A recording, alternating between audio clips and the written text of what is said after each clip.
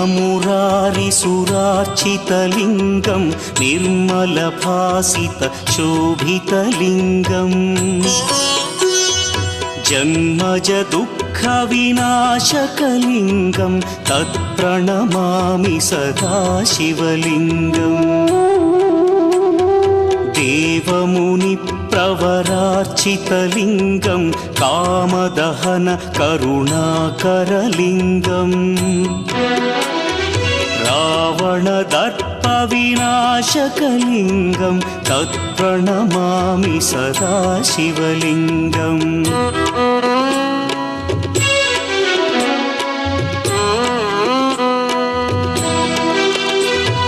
सर्वसुगन्धसुलेपितलिङ्गं बुद्धिविवर्धनकारणलिङ्गं सिद्धसुरासुरवन्दितलिङ्गम्